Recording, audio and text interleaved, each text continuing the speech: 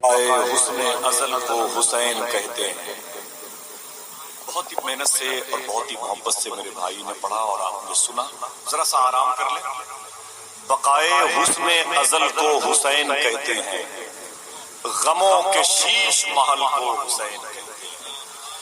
یہ کہہ رہا تھا لبوں سے فرات کا پانی کہ کربلا کے کمل کو حسین کہتے ہیں۔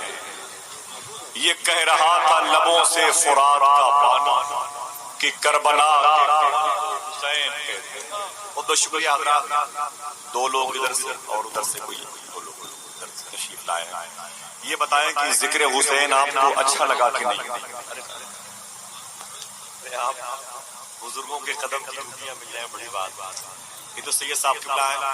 میں بتا دوں کہ ہم لوگ ان کے نالین کے سائے میں رہتے ہیں، ان کے گھر کی بات جانا اور چلا جائے۔ دو بچے اٹھ کر کے گئے وہاں سے، وہ جا رہے ہیں، دیکھ لیجیے ان کو جانا بھی چاہیے۔ ان کے باپ کا نام تھوڑی حسین تھا جو ذبح کیے گئے میدان کربلا۔ ان سے کیا مطلب؟ ان کے گھر کی کوئی تھوڑی خاتون کا نام زینب تھا جس کی رضا چھینی گئی میدان کربلا۔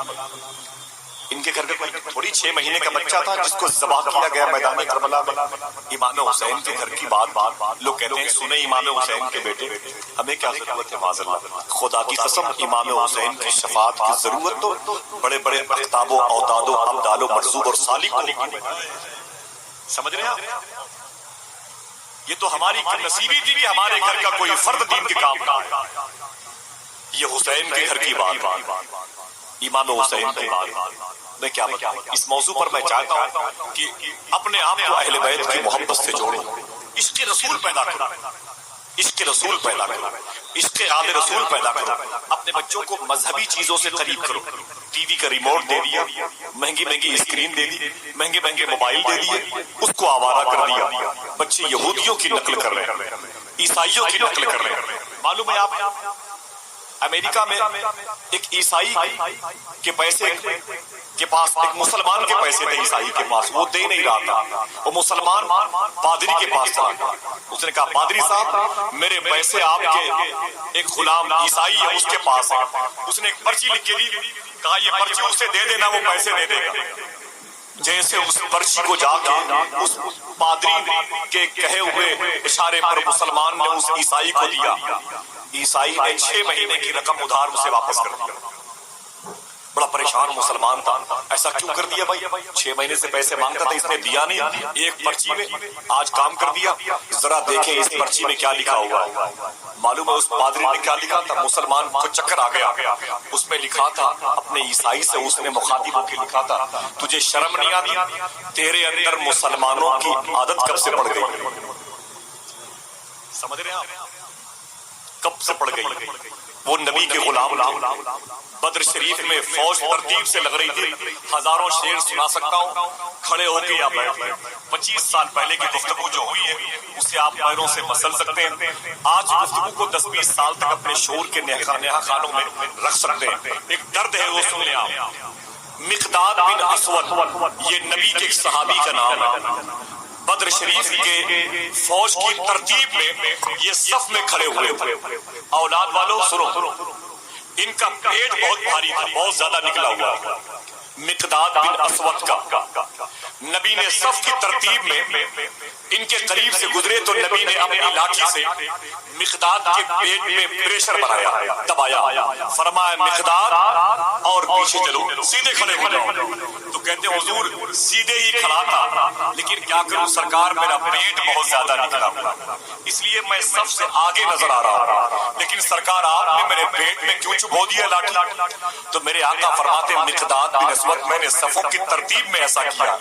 تو مقداد کہتے ہیں لیکن حضور مجھے تکلیف پہنچی ہے۔ فرماتے کیا چاہتے ہو؟ تو کہتے ہیں حضور اس کا بدلہ چاہتا ہوں۔ کیسے؟ کہا جس طریقے سے آپ نے میرے پیٹ پر لاٹھی چبوئی ہے میں بھی اسی لاٹھی کو آپ کے پیٹ پر پریشر بنانا چاہتا ہوں، دباؤ، یعنی چوٹ پہنچانا چاہتا ہوں۔ میرے آقا نے اپنے کرتے مبارک کو اٹھا دیا، جیسے کرتے مبارک کو اٹھایا مقداد بن اسود زمین پر بیٹھ گئے اور نبی کے شکم مبارک کو پیٹ کو چومنے لگے۔ نبی نے فرمایا مقداد کیا کرتے ہو؟ تو وہ کہتے ہیں سرکار اب میں میدان جنگ میں جا رہا ہوں، اگر مجھے شہادت نصیب ہو گئی تو رب پوچھے گا مقداد کہاں سے آ رہا ہے، تو کہہ دوں گا تیرے حبیب کا شکم چوم کے آ رہا ہے۔ جذبہ کب پیدا ہوتا ہے؟ اشعار تو میں بہت سنا سکتا ہوں، کئی کی موضوعات پر کئی کی سینکڑوں شعر سنا سکتا ہوں، سمجھ رہے ہیں آپ؟ بات امام حسین کی ہے، ذرا سوچیں، امام حسین تو جنتی نوجوانوں کے سردار تھے، کیا ضرورت تھی قربان ہونے کی؟ ان کی ماں جنتی عورتوں کی سردار، کیا ضرورت تھی بیٹے کو بھیجنے کی؟ ان کا باپ عرب کے نوجوانوں کا سردار، اپنے بیٹے کو کربلا بھیجنے کی ضرورت کیا تھی؟ ان کے نانا نبیوں کے سردار، ان کے سگے بھائی جنتی نوجوانوں کے سردار، ساری سرداری پراپرٹی ان کے گھر پہ ختم ہوتی تھی، کیوں گئے میدان کربلا؟ خدا کی قسم بزرگوں نے فرمایا صرف ہم کو دین اسلام پہنچانے کے لیے، یہاں تک قرآن پہنچانے کے لیے، نبی کی محبت پہنچانے کے لیے، نبی پر اترے ہوئے قرآن کو دینے کے لیے۔ سید صاحب قبلہ کی گفتگو ہر شخص اہلیت نہیں رکھتا سننے کے لیے۔